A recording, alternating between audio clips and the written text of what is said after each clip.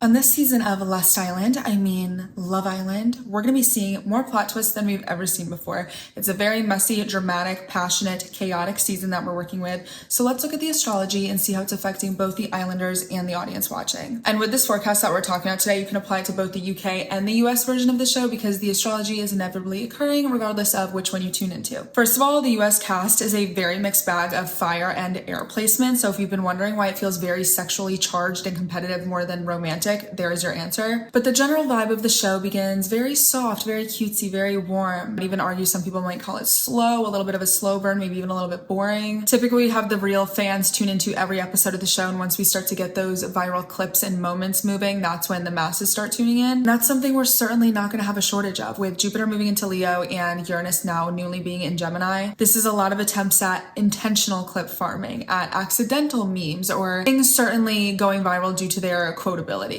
On June 9th, give or take a day in either direction, we're actually going to have a very beautiful Jupiter-Venus conjunction in the sign of Cancer. This is super complementary to romance, to relationship building, to harmony between the castmates, especially for the women. This is very celebratory, it's warm. This might be an episode that even highlights a very family-like dynamic between the Islanders. But the tipping point really starts to occur as we approach mid-season, where the tables turn for both the Islanders and the audience watching, and the actual relationship between the two, so the voting process as well. Because of the natural format of the show, we are usually introduced to a very abrupt chapter of drama as we get to the mid-season because we enter Casa Amor, which is where the already established relationships and connections really have to deal with being tested, with temptation. The tables really begin to turn at the end of June and early July. We're dealing with both a Mercury retrograde in Cancer, as well as the additional dumpster fire transit of Mars and Uranus conjoining in Gemini. Now, we know that Mercury retrogrades are not the end of the world, but they can certainly introduce communicative issues, setbacks, obstacles, the past becoming relevant again, sometimes experimenting with things that only reveal themselves to be temporary after Mercury stations direct again. Now, the difficulty of having a Mercury retrograde in a water sign, specifically Cancer, on a show that spotlights themes of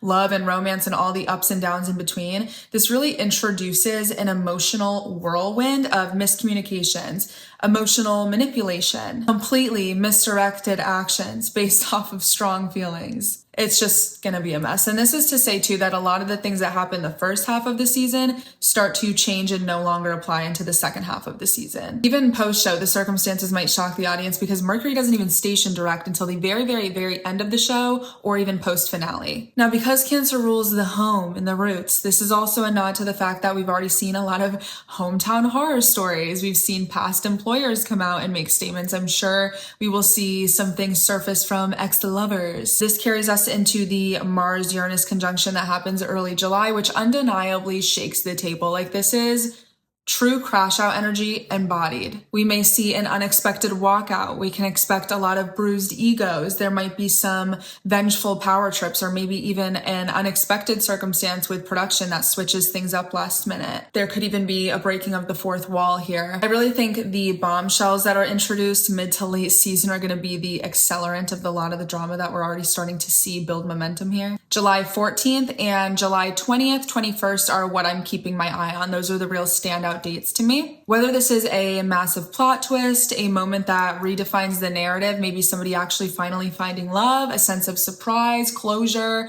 or just the finale itself, these are the dates that I'm looking at. A lot of potential for romantic breakthrough. So I'm really keeping my eye on Anaya. She's a Virgo sun, she's a Leo moon. She's going to be having her Jupiter return, which only happens about every 12 years, in this summer. So that makes me think, okay, she has a lot of potential on the table to find romance and this be her path to stardom. But aside from Anaya, the people worth betting on are Casey, Kenzie, Sincere, and Bryce, because they have those fire placements. So they're equally getting a lot of astrological support here with Jupiter moving into Leo. But this is not a boring season, honey. The astrology starts out slow, it escalates fast, it gets a little messy in the middle, but it finishes with the finale that people are going to be talking about long after it's over.